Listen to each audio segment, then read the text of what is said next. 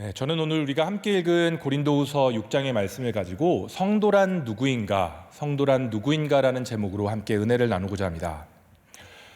저는 한 3주 전에 중동 난민 선교팀과 함께 그리스 아테네 지역에 답사를 다녀왔습니다. 이제 7월과 8월이면 우리가 본격적으로 여름 선교를 갈 것인데요. 그 선교에 앞서서 선교지의 상황들을 좀 살펴보고 선교사님들을 만나서 향후 우리가 어떤 사역들을 해야 할지 같이 논의하기 위해 그 선교지를 찾아갔던 것입니다. 중동 선교팀이 왜 그리스에 가지라는 의문을 가지시는 분들도 있을 텐데요. 사실 그리스는 그 중동의 많은 국가들, 이란이나 아프간이나 시리아에서 난민들이 바다를 건너서 유럽으로 올 때에 가장 먼저 터키에서 거의 이렇게 수용해서도 갈 수 있는 거리에 있기 때문에 가장 많은 난민들이 처음 방문하는 곳입니다. 그래서 그곳에 난민들이 많은 도움을 필요로 하고 있고, 또한 그곳에서 사역하는 것을 통하여서 이 낯선 땅에 와서 많은 어려움 가운데 있는 난민들에게 빵과 복음을 함께 전하는 것을 통해서 과거에는 상상도 할 수 없었던 그 무슬림 선교에 있어서 아름다운 역사들이, 놀라운 역사들이 일어나고 있는 땅입니다. 저희가 이번에 방문해서 만나고 온 선교사님은요, 양용태 선교사님이라는 선교사님인데요, 한 20년 전부터 난민 사역을 그리스에서 해오셨습니다. 선교사님이 처음에는 그곳에 온 난민들에게 음식을 나눠주고 그것으로 관계를 맺고, 또한 복음을 전하고, 그래서 그 복음에 반응한 사람들과 함께 교회를 이루어가고, 지금은 그 난민들에게 성경을 가르치고 그들을 훈련하는 훈련원 사역까지 함께 하고 계셨습니다. 사실 20년 동안 그 아테네 그 사마리아 센터라는 센터를 통해서 여러 사역을 이루셨고요. 지금은 이제 그 사역을 독일의 선교팀에게 이양하고 본인은 거기서 한 차로 2시간 정도 떨어진 나플리오라는 지역에서 새로운 난민 사역을 또한 준비하고 계십니다. 저희가 그래서 한 3박 4일의 일정을 가지고 그리스를 찾아갔는데, 처음에 한 2박 3일 정도는 아테네에서 그 사마리아 센터를 중심으로 난민 사역을 쭉 둘러보았고요. 그 후에 선교사님의 이제 새로운 사역지인 나플리오까지 차로 이제 이동하게 되었습니다.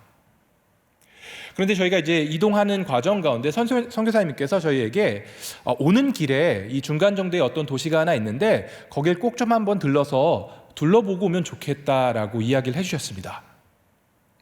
그 도시가 바로 이 고린도라는 도시입니다. 사실 이 선교팀의 여정 가운데 그리스 아테네와 그리고 또 이렇게 고린도 지역을 저희가 이어서 이렇게 방문한 것이 저에게는 굉장히 의미 있게 다가왔습니다. 사도행전 17장과 18장을 살펴보면 바울이 아덴에서 복음을 전하고 그 이후에 고린도로 이동해서 사역하는 장면이 연이어 등장합니다. 사도행전 17장에서 바울은 아덴에서 복음을 전합니다. 아테네에서.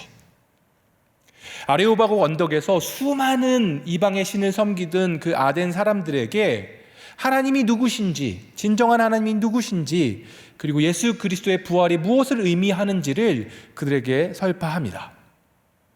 그리고 이어지는 18장 말씀을 보면 바울은 고린도로 이동하여서 그 고린도에서 또한 복음을 전하고 그곳에서는 한 1년 반가량을 머물며 그곳 사람들에게 하나님에 대해서, 말씀에 대해서 전하고 그들을 양육하는 것을 우리가 볼 수 있습니다.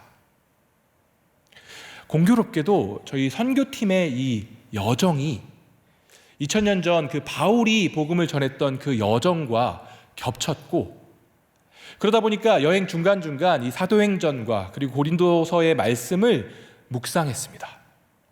저에게 있어서 그 바울의 말씀을 바울이 사역했던 그 땅에서 묵상할 수 있었던 것이 굉장히 큰 은혜가 되었습니다. 그렇게 말씀을 묵상하던 중 특별히 오늘 우리가 읽은 이 고린도후서 6장의 말씀이 저에게 있어서 굉장히 마음에 크게 다가왔습니다. 오늘 우리가 읽은 이 고린도후서 6장을 보면 바울은 자신이 복음을 전하면서 겪었던 고난과 어려움에 대해서, 또한 그가 그 고난과 어려움 속에서 어떻게 복음을 전도자로서 살아갔는지 그의 삶에 대해서 담담히 적어내고 있습니다. 그는 뭔가 화려한 말로 자신이 겪었던 어려움을 막 미화하려고 하지 않습니다. 오늘 우리가 읽었듯이 그는 자신이 겪었던 고난과 어려움과 가난과 그 힘들었던 이야기들을 쭉 이어서 이야기합니다. 또한 그 고난 가운데 자신이 어떻게 복음의 전도자로서 하나님의 사람으로서 살아왔는지 그 이야기도 그는 이어가고 있습니다. 처음 이 말씀을 묵상하면서 저에겐 굉장히 좀 울컥하는 마음이 들었습니다. 바울이 경험했을 그 육체적 어려움, 정신적 스트레스 막 그런 것들이 좀 이렇게 와닿으면서 얼마나 힘들었을까 하는 마음이 들기도 했고요. 한편으로는 그가 그런 어려움 가운데 고난 가운데서도 하나님의 사람으로서 꿋꿋이 삶을 살아갔던 그 모습이 도전이 되면서 저 스스로의 제 삶에 대해서 저의 사역에 대해서 돌아보고 반성해 보는 계기가 되었습니다. 오늘 성경에서 바울은 자신의 삶을 통해 그리스도를 따르는 그 제자의 삶이 무엇인지, 성도의 삶이 무엇인지를 잘 보여주고 있습니다. 오늘 우리가 읽은 본문 3절은 이렇게 시작합니다. 우리가 이 직분이 비방을 받지 않게 하려고 무엇에든지 아무에게도 거리끼지 않게 하고.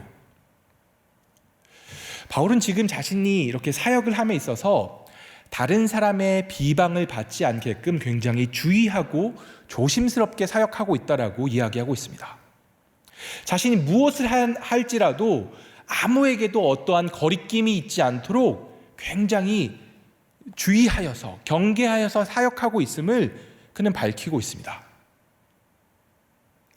그런데 반대로 우리는 이 구절을 통해서 당시에 누군가가 바울에 대해서 그의 사역에 대해서 비판하고 때로는 비난하고 있음을 우리는 또한 이 글을 통해서 우리는 알아볼 수 있습니다.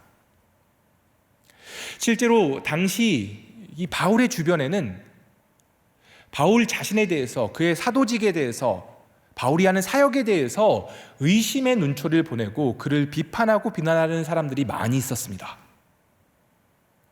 참 안타깝게도 교회 밖에 그런 사람들, 믿지 않는 사람들, 그저 유대인들이 바울을 공격했을 뿐 아니라 교회 안에도 바울에 대해서 그의 사역에 대해서 의심하고 그에 대해서 의문을 품는 사람들이 있었습니다.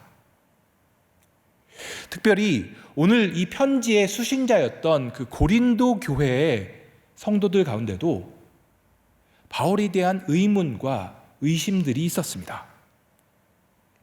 그렇다면 도대체 왜 바울에 대해서 그의 사역에 대해서 그의 사도직에 대해서 이런 의문과 의심들이 생겨난 것일까요?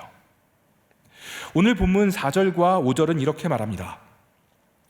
오직 모든 일에 하나님의 일꾼으로 자천하여 많이 견디는 것과 환난과 궁핍과 고난과 매맞음과 갇힘과 난동과 수고로움과 자지 못함과 먹지 못함 가운데서도. 앞서 이야기했듯이 바울은 오늘 4절과 5절 말씀을 통해서 자신이 복음을 전하면서 경험했던 고난과 환난과 어려움에 대해서 이야기합니다. 그의 삶은 겉으로 보기에 결코 화려한 삶이 아니었습니다. 지금 성경이 이야기하듯이 그는 환난과 궁핍과 고난과 매맞음과 갇힘과 난동과 수고로움과 잠자지 못함과 먹지 못함을 경험했습니다. 그의 삶은 겉으로 보기에 화려한 삶도 아니었고 뭔가 부유한 삶도 아니었고 흔히 말하는 잘 나가는 인생을 그가 살지 않았습니다. 실제로 바울의 여정을 다루고 있는 사도행전이나 바울의 다른 서신서를 보면 그가 경험했던 고난들에 대해서 여러 차례 바울은 이야기합니다.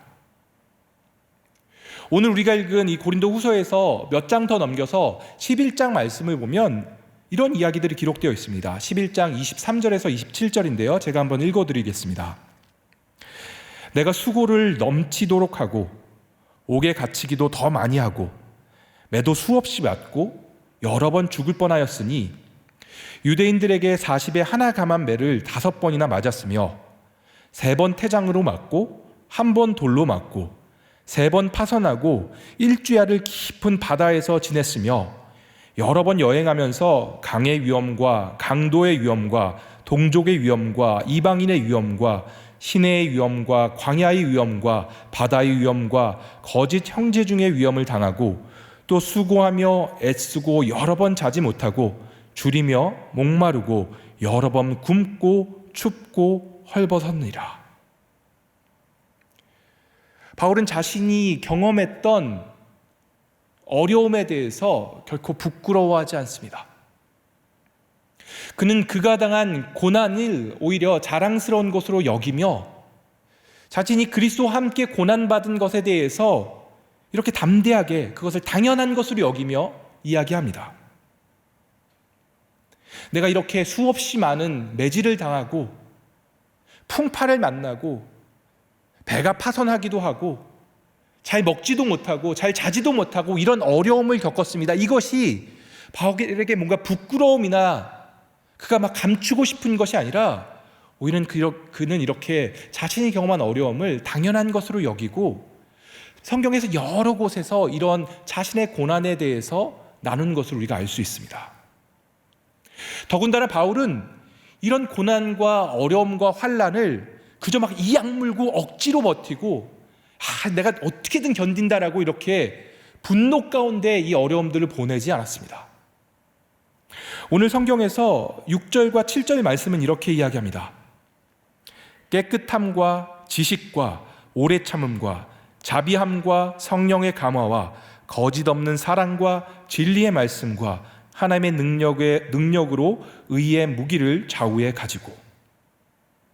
바울은 그 환난과 고난과 어려움 가운데 자신이 어떠한 태도로 임했는지를 이야기합니다. 그는 막 분노와 억울함과 두려움 가운데 그것을 맞이하지 않았습니다. 오히려 그는 그 수많은 어려움 가운데 깨끗함과 지식과 오래 참음으로, 자비함과 성령의 감동과 감화와 거짓 없는 사랑으로 자신이 전하는 그 하나님의 말씀이 진리의 말씀임을 확신하며 하나님의 능력이 자신에게 그 가운데 임했다라고 그는 고백하고 있습니다. 바울은 자신에게 있는 수많은 어려움 가운데, 고난 가운데 그것이 억울한 것이 아니라 오히려 그 어려움과 고난까지도 하나님이 자신의 인격과 삶을 다듬으시는 그런 도구가 된다는 것을 믿고 오히려 자신의 연약함이 하나님의 강함을 드러낸다는 것을 그가 밝히고 있습니다. 여러분, 사실 이 편지를 한 2000년이 지나서 바울의 모든 사역과 그의 열매와 그가 어떠한 인물이었는지를 다 이해한 우리가 볼 때 이런 바울의 삶은 굉장히 큰 도전이 되고요, 우리 가운데 굉장히 큰 은혜가 되는 말씀입니다. 하지만 당시 고린도 교회 성도들에게 이 바울이 당하는 이런 어려움은 상당히 이해하기 힘든 것이었습니다. 그들은 오히려 이 바울이 겪는 어려움으로 인해서, 고난으로 인해서 오히려 바울의 사역과 그의 자격을 의심하게 됩니다. 아니, 과연 이 사람이 하나님이 세운 사람 맞나? 바울이 정말 이렇게 사도가 맞나? 라는 의문이 그들에게 든 것입니다.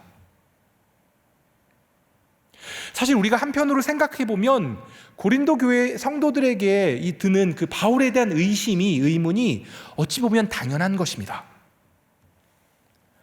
아니, 하나님의 사역을 한다고 하는데, 하나님의 일을 한다고 하는데 왜 이렇게 어려움이 많냐?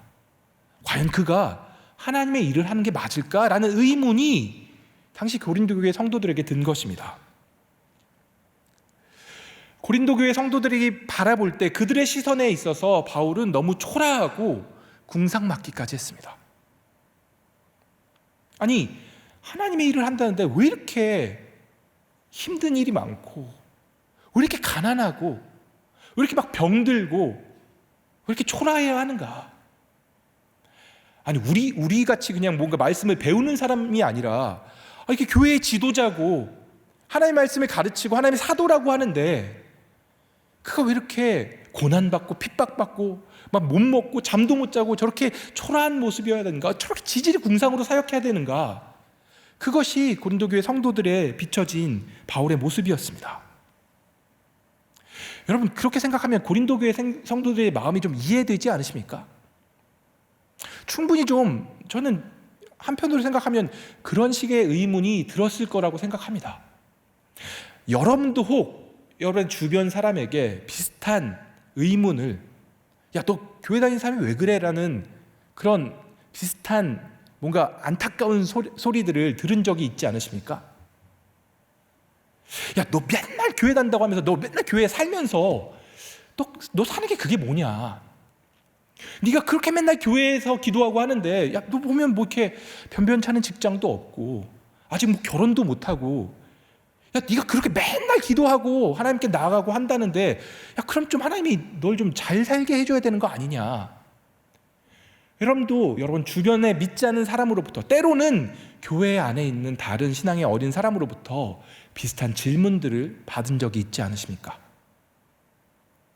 아니, 혹은 여러분 스스로 여러분의 삶 가운데 누구에게 이야기하지 못하지만 여러분 삶 가운데 발생한 이 어려운 일들로 인해, 굉장히 큰 시련으로 인해, 시험으로 인해 하나님이 과연 날 사랑하시기는 하나? 하나님이 살아계시기는 하나? 라는 의문이, 그런 생각들이 여러분에게 든 적은 있지 않으십니까?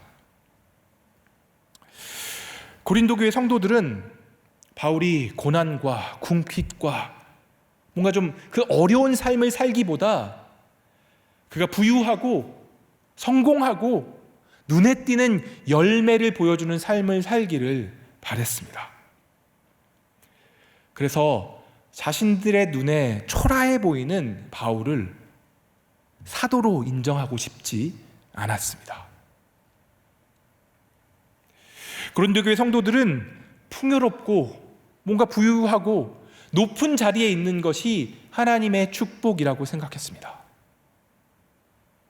그래서 하나님을 믿는 사람, 그리스도인의 삶이 뭔가 더 풍요롭고 잘되고 성공된 삶을 살아가기를 바라고 있었습니다. 그것이 이 땅에서 축복받는 삶이 하나님의 축복이라고 그들은 생각하고 있었습니다. 그래서 정말 지질이 궁상으로 살아가는 그 바울의 모습이 정말 이렇게 보기 싫었던 것 같습니다. 그런데 여러분, 한번 정직하게 한번 우리의 모습을 돌아봅시다. 우리도 그런 삶을 바라지는 않습니까? 우리도 하나님의 사람이라면, 하나님이 축복하신다면 이 땅에서도 좀 잘 살아야 되는 거 아닌가? 좀 성공하고 높은 자리 가고 많이 가져야 하나님의 축복받는 삶 아닌가라는 생각이 우리 가운데도 있지 않습니까? 여러분, 제가 그 청년 일부를 담당하고 있는데요, 제가 요즘 이렇게 뭐 신문이나 아니면 이렇게 인터넷 뉴스를 통해서 여러 소식들을 이렇게 접하면서 때로 저에게 이렇게 심장을 철렁철렁하게 만드는 소식이 하나 있습니다. 그게 뭐냐면 그 코인이 급락했다라는 소식입니다. 여러분, 뭐 제가 가상화폐를 하고 그런 건 아니고요. 사실 청년 일부 그 20대 청년들 가운데, 저희 교회 성도들 가운데도 그 코인에 투자하고 하는 청년들이 꽤나 있는 것으로 제가 알고 있습니다. 한편으로는 그 친구들의 심정이 아예 이해가 되지 않는 것은 아닙니다. 뭔가 부동산을 하기에는 이게 뭐 이렇게 상상할 수도 없는 그런 금액이 필요하고, 주식을 하기에도 뭔가 돈을 벌기에 시간이 많이 걸리고, 내가 이렇게 해서는 내 팍팍한 삶에서 도저히 벗어날 것 같지 않고, 그러다 보니 어떻게든 코인 한번 잘 이렇게 해가지고 한순간에 내가 조금 더 큰 돈을 벌어서 너무 힘들고 괴롭고 이 팍팍한 삶에서 벗어나기 원하는 그 소망이, 간절한 소망이 그들에게 있습니다. 여러분, 그 청년들이 신앙이 없어서 코인에 손을 대는 것이 아닙니다. 때로는 기도하면서 코인을 합니다. 하나님이 날 너무 사랑하시는데, 그 날 너무 사랑하시는 하나님이 날 좀 축복하셔서 내가 정말 정확한 타이밍에 이걸 좀 코인을 사서 내가 딱 타자마자 그것이 막 떡상해서 내가 내 삶이 정말 하나님의 축복 가운데 하나님 주시는 이 물질의 축복도 누리기를 바라는 마음으로 그들이 코인에 손을 대는 것, 그런 고민을 가진 청년들 제가 만나서 이야기 나눌 때가 있습니다. 여러분, 그런데 정말 안타까운 것이 이런 친구들에게 그 하나님이 일하시는 방식에 대한 이해, 하나님이 우리의 삶을 운영해 가시는 방식에 대한 이해가 그 고린도 교회 성도들만큼이나 없는 것 같습니다. 하나님이 때로는 우리 삶에서 고난과 시련과 역경을 통하여서 우리 삶을 다듬어 가시고 우리의 인격과 삶을 만지시는 분이라는 그 하나님의 이해하심에 대한 이해가 우리 가운데 참 부족한 경우가 많은 것 같습니다. 오늘 성경은 이렇게 자신을 이해하지 못하고 오히려 자신이 경험하는 고난으로 인해 자신의 사도됨을 의심하는 고린도 교회를 향해 바울은 성도의 삶이 무엇인지에 대해서 다시금 기록하고 있습니다. 오늘 우리가 읽은 이 고린도후서 6장의 8절부터 10절 말씀을 보면 바울은 이렇게 이야기합니다. 우리는 속이는 자 같으나 참되고 무명한 자 같으나 유명한 자요, 죽은 자 같으나 보라 우리가 살아있고, 징계를 받는 자 같으나 죽임을 당하지 아니하고, 근심하는 자 같으나 항상 기뻐하고, 가난한 자 같으나 많은 사람을 부요하게 하고, 아무것도 없는 자 같으나 모든 것을 가진 자로자. 오늘 바울이 말하는 성도의 삶, 성도가 살아가는 방식은 세상이 이야기하는 성공적인 삶, 보기 좋은 삶과 사실 완전히 다른 삶의 방식입니다. 바울은 앞으로 조금만 기다려봐, 내가 더 유명해지고 더 성공하고 더 많은 열매를 낼 거야 라고 이야기하지 않습니다. 바울의 삶은, 아니 바울이 이야기하는 성도의 삶은 오히려 정반대의 모습입니다. 바울은 지금 이렇게 이야기합니다. 여러분, 세상은 우리를 속이는 사람이라고 이야기하지만 아니요, 우리는 참된 말을 하는 사람입니다. 세상이 보기에는 우리는 무명한 사람이지만 하나님이 우리를 아시기 때문에 우리는 하나님 안에서 유명한 자입니다. 우리는 죽음의 고비를 수없이 경험하지만 하나님이 우리와 함께 하시기 때문에 우리는 여전히 살아있으며, 근심과 걱정이 우리 삶에 가득하지만 우리는 그 상황에서도 하나님으로 인해 기뻐할 수 있습니다. 우리는 재산이 많지 않지만 하나님이 원하시기 때문에 우리는 그것을 다른 사람과 나눌 수 있고, 우리는 아무것도 가지지 않은 것 같지만 하나님으로 인하여 우리는 모든 것을 가진 사람입니다. 바울이 말하는 성도의 삶은 눈에 보이는 재산이나 소유를 자랑하는 삶이 아니라 눈에 보이지 않는 하나님과 함께하는 삶입니다. 또한 하나님이 약속하신 영광스러운 미래를 신뢰하며 내 것을 기꺼이 다른 사람에게 나눌 수 있는 삶입니다. 때로 고통이 우리 가운데, 고난이 우리 가운데 찾아올지라도 장차 우리에게 임할 영원한 영광과 그것이 감히 비교할 수 없음을 우리가 신뢰함으로 그 고난 가운데서도 기뻐하는 자가 성도입니다. 고린도후서 4장 17절과 18절에서 바울은 이렇게 이야기합니다. 우리 다 같이 한번 읽도록 하겠습니다. 시작. 우리가 잠시 받는 환난에 경한 것이 지극히 크고 영원한 영광에 중한 것을 우리에게 이루려 함이니, 우리가 주목하는 것은 보이는 것이 아니요 보이지 않는 것이니, 보이는 것은 잠깐이요 보이지 않는 것은 영원함이라. 여러분, 바울은 그저 자신에게 없는 것을 있는 척하고 사실은 되게 부러운데 부럽지 않은 척하면서 허세를 부리는 것이 아닙니다. 그는 하늘의 유업을 자신이 받을 것을 믿음으로 확신하고 있고, 영원한 삶이, 영원한 영광이 자신에게 보장되어 있음을 믿기 때문에 이 땅에서의 환난과 고난에 대해서 그는 두려워하지 않을 수 있었습니다. 여러분, 제가 요즘 저녁마다 한 일주일에 한 두세 차례 밖에 나가서 이제 러닝을 하는데요. 사실 제가 이렇게 운동하는 것을 그렇게 좋아하지 않는데 요즘 제 체중이 굉장히 많이 늘어서 관리 차원에서 한 달 전부터 이렇게 나가서 달리기 하는 것을 시작했습니다. 그런데 이렇게 오랫동안 운동을 하지 않다가 오랜만에 나가서 운동을 하려니까 정말 한 1km만 달렸는데 막 심장이 터질 것 같더라고요. 그래도 어쨌든 이제 나가서 이렇게 달리기를 하고 할 때 아직까지 이렇게 막 달리기 하면 기분이 좋다고 하는데 저는 한 번도 기분 좋은 것을 느껴본 적은 없는 것 같아요. 그런데 이렇게 한 30분 정도 이렇게 달리기를 하다 보면, 러닝을 하다 보면 너무너무 힘들어서 이렇게 포기하고 싶은 순간이 찾아옵니다. 그런데 그렇게 포기하고 싶은 순간이 찾아올 때마다 제가 제 스스로에게 되뇌이는 주문이 하나 있습니다. 그것을 버티게 해주는.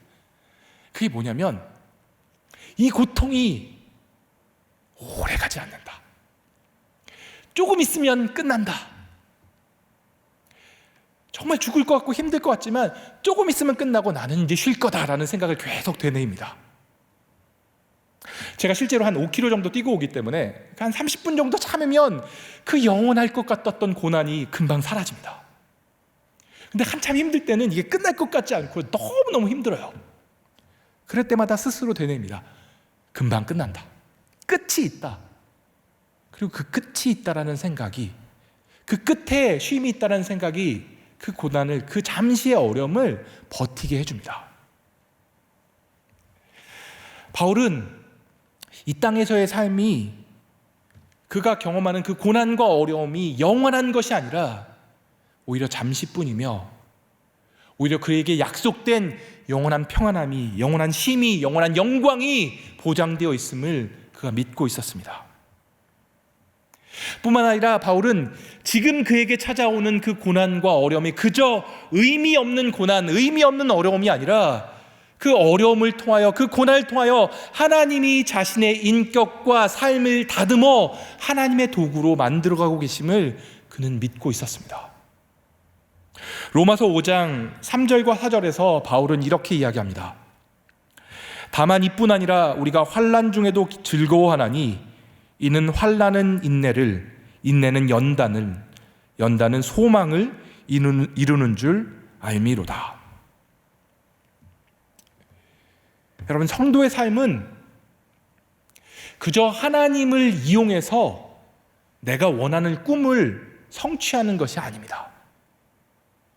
내가 열심히 노력해서 거기에 하나님을 좀 더해서 내가 원하는 직장을 갖고 내가 원하는 행복한 가정을 꾸리고 하나님의 도움으로 내가 원하는 삶을 내가 꾸리고 그것을 내가 이것이 진짜 행복이구나 누리는 것이 성도의 삶이 아닙니다.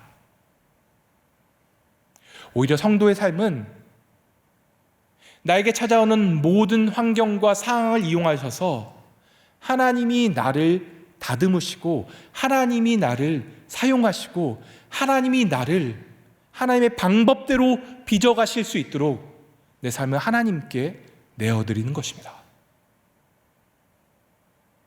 때로 하나님은 우리 삶에 찾아오는 어려움과 고난을 통하여서 우리를 다듬어 가시고 하나님의 사람으로 우리를 만들어 가십니다. 그분이 우리의 삶의 모든 것을 이용하셔서 우리를 빚어 가실 수 있도록 우리를 내어드리는 것이 성도의 삶입니다. 여러분은 그러한 삶을 살아가고 계십니까? 아니, 여러분은 그런 삶을 살아가기를 원하십니까?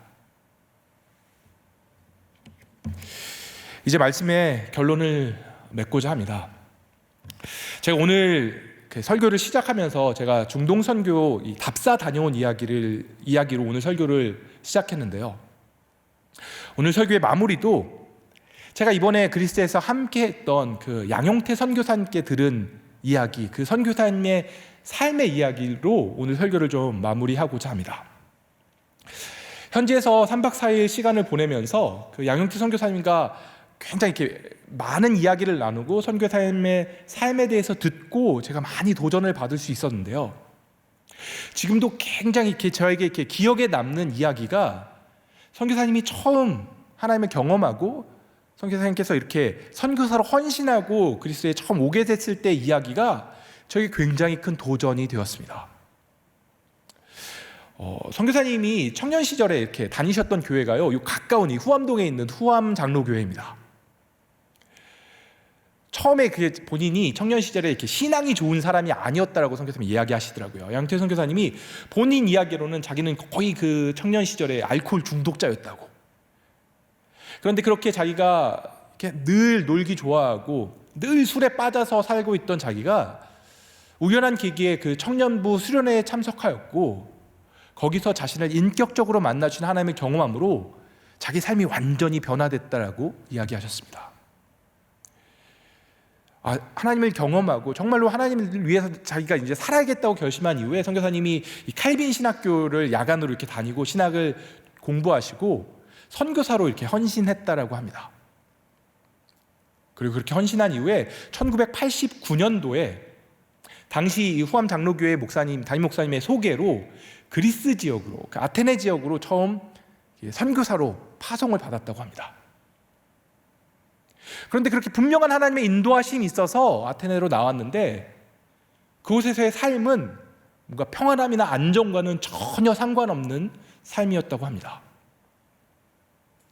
이렇게 선교사 사실 나가시는 분들이 제일 힘든 것이 그곳에서 이제 비자를 받고 뭐 영주권을 받고 이렇게 그래야 좀 안정적인 삶을 살아가는데 그리스 정부에서 이렇게 외국인들에게 전혀 특별히 한국인들에게 뭐 영주권이나 이런 것들은커녕 비자도 길게 주지 않아서 매 3개월마다 다른 지역으로 가서 다시 들어오면서 비자를 연장해야 했다고 합니다. 그리고 이렇게 하필이면 파송받아 나온 곳이 그리스다 보니까 사실 그리스가 무슨 선교지자라는 인식으로 인하여서 그 파송교회를 제외하고는 뭔가 후원하는 협력교회나 함께 사역하는 선교팀도 거의 없었다라고 합니다. 그래서 이렇게 나는 왜 이렇게 경제적으로 어렵고 왜 이렇게 막 불안정하게 신분도 불안정한 삶을 살아야 할지 정말 이렇게 이해할 수 없는 고난 가운데 오랜 시간을 보냈다라고 합니다. 그리고 그렇게 참 힘들었던 10년 정도가 지나고 2001년도에 미국에서 이제 9.12 사건이 있으면서부터 그 후로 중동에서 수많은 난민들이 이 유럽으로 특별히 이제 그리스로 들어오게 되었고요. 본격적으로 선교사님이 이 난민들을 대상으로 그들을 이렇게 빵과 복음을 제공하는 그 사역을 시작하셨다고 합니다. 그런데 선교사님이 이야기하시면서 이런 이야기를 하셨습니다. 자기가 참 오랫동안 자신의 신분적 불안과 경제적 어려움으로 인해서 가장 많이 힘들었는데 왜 자기가 난민 사역을 시작하면서 하나님이 왜 나에게 이런 상황을, 이런 고난을, 이런 어려움을 허락하셨는지 이해할 수 있게 되었다라고 이야기하셨습니다.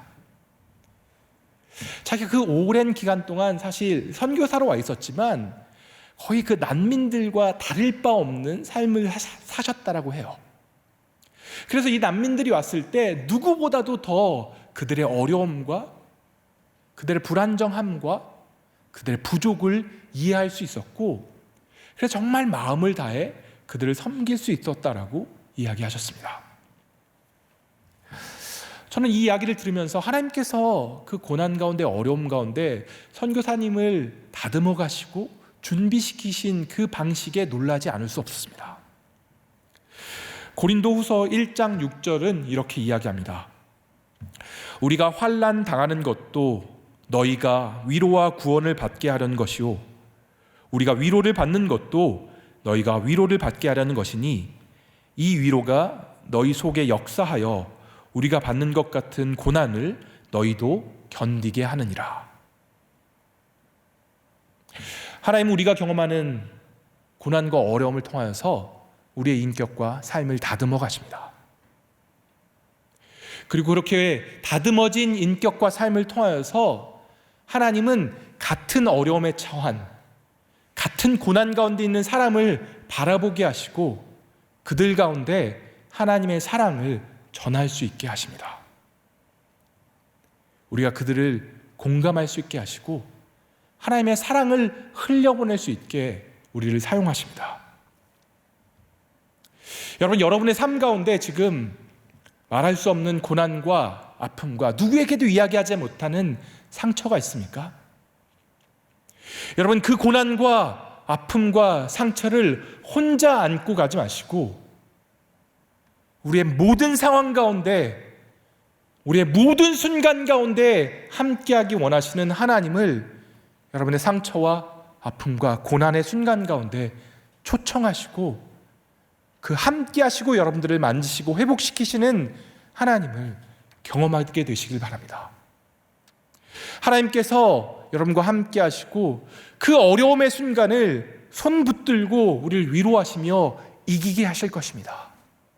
감당치 못할 시험당함을 허락치 않으시는 그 하나님께서 우리의 고난을, 우리의 아픔을 이해하시고 우리를 위로하시고 그 고난을 통해 우리의 인격을, 우리의 삶을 다듬어 가실 것입니다. 또한 그 하나님께서 우리를 사용하셔서 우리를 통해 위로를 전하고 우리를 통해 같은 어려움 가운데 처한 사람 가운데 그저 동정하는 것이 아니라 공감하며 하나님의 사랑을 흘려보내는 도구로 우리를 사용하게 될 것을 믿습니다. 여러분, 그렇게 고난 가운데 함께 하시는 하나님을 경험하시고 그 고난을 통해 일하시는 하나님을 경험하시고 그 하나님으로 인하여서 죽은 자 같으나 살아있고 근심하는 자 같으나 기뻐하고 아무것도 가지지 않은 것 같으나 모든 것을 가진 성도의 삶을 살아가시기를 주님의 이름으로 축복합니다. 이 시간 우리 함께 찬양하며 주님께 나아갔으면 좋겠는데요, 우리 함께 하고 싶은 찬양은 이 성도의 노래라는 찬양입니다. 제가 굉장히 좋아하는 이 전은주 찬양사님께서 이 고린도 후서 6장의 고백을 가지고 아름답게 찬양의 가사로 만들었는데요, 사실 우리가 지금 이렇게 말씀을 통해서도 이렇게 전했지만 우리에게 하나님께서 원하시는 삶이 때로는 막 기쁘고 세상이 보기에 막 화려하고 아름다운 삶이 아닐 수도 있습니다. 하나님 우리를 때로는 고난 가운데, 어려움 가운데, 환난 가운데 부르십니다. 하지만 하나님은 그 길 가운데 우리와 함께 하시고 우리를 붙들고 우리가 고난 가운데서 기뻐하며 하나님의 높으심을 고백하게끔 우리를 만드시는 분이십니다. 하나님, 내가 그 하나님을 경험하기 원합니다. 하나님, 내가 그 하나님과 함께하기 원합니다. 하나님, 내가 그런 성도의 삶을 살아가기 원합니다 라는 고백이 우리의 고백이 되기를 원합니다. 이 찬양의 가사를 묵상하시면서 고백하시면서 그 하나님께 우리가 나아가도록 하겠습니다.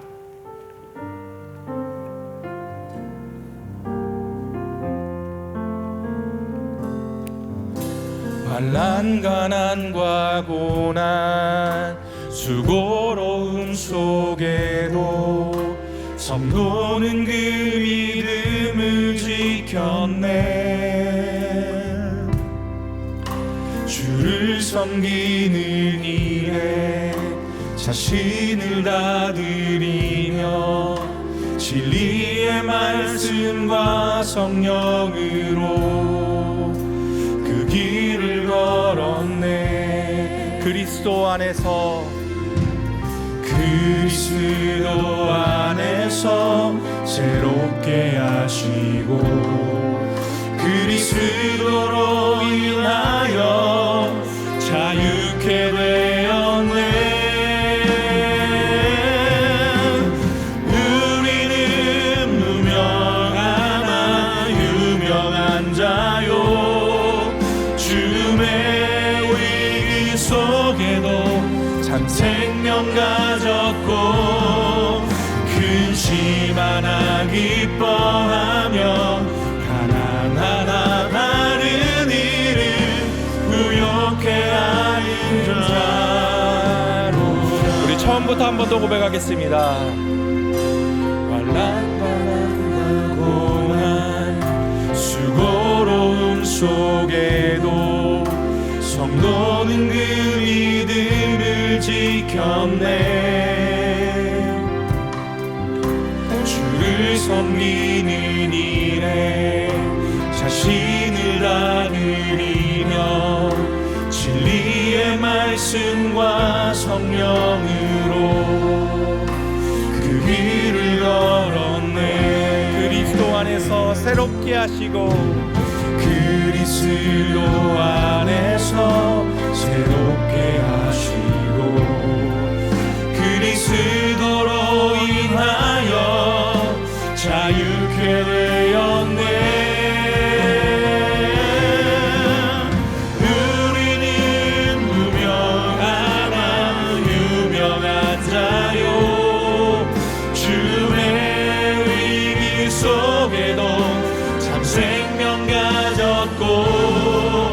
근심하나 기뻐하며 가난하나 다른 일을 부욕해 하는 자 우리는 무명하나 유명한 자요.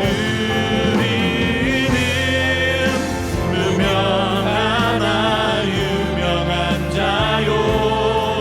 죽음의 위기 속에도 참 생명 가졌고 근심하나 기뻐하며 가난하나 다른 일을 부욕해 하는 자. 한 번 더 고백하겠습니다. 우리는 무명하나 유명한 자요. 우리는 무명하나 유명한 자요. 죽음의 위기 속에도 참 생명 가졌고 근심하나 기뻐하며 가난하나 다른 일을 부욕해 하는 자.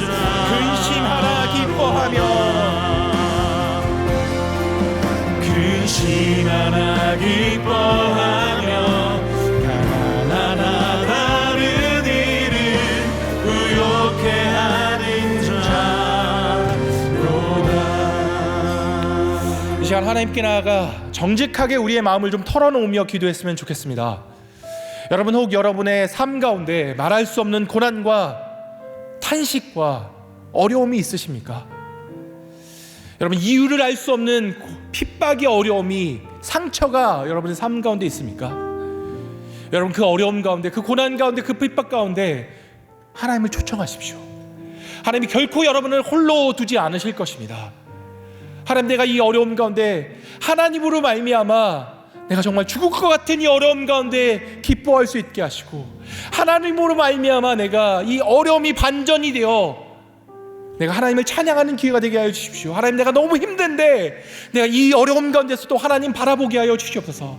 하나님, 때론 이 영원할 것 같은 어려움이 결코 영원하지 않고, 하나님, 나에게 오히려 이 잠깐의 어려움이 나에게 약속된 그 영원한 영광과 피할 수 없음을 나에게 알게 하시고, 하나님, 내가 하나님을 말미암아 능히 감당케 하여 주십시오 고백했으면 좋겠습니다. 또 하나 이 시간 나아가서 기도할 때, 하나님, 그저 나 하나 이 어려움 넘어가는 것이 아니라 내가 이 어려움을 통해서 다듬어진 나의 인격과 삶을 통해 하나님이 나를 사용하셔서 같은 어려움 가운데 있는 자를 위로하고 축복하고 그들 가운데 하나님을 전하는 자로 하나님 나를 사용하여 주옵소서. 하나님, 내 삶이 그저 내가 이루어가는, 내가 주인 되어가는 삶이 아니라 하나님이 주인 되셔서 내 삶을 통해 하나님의 일이 이루어짐을 내가 알게 하여 주십시오. 보게 하여 주십시오. 하나님, 나를 사용하여 주옵소서. 하나님, 내가 그런 성도의 삶을 살아가기 원합니다. 그 믿음의 고백을 담아 이 시간 하나님께 나아가 기도하도록 하겠습니다. 함께 주님께 나아가 기도하겠습니다. 주님, 우리 가운데 함께 하시고 하나님 나라와 함께 하시옵소서. 때론 내 삶 가운데 고난이 있고 어려움이 있고, 하나님, 때론 내가 그것 가운데 하나님을 원망하며 하나님을 찾지 못하는 경우가 참 많이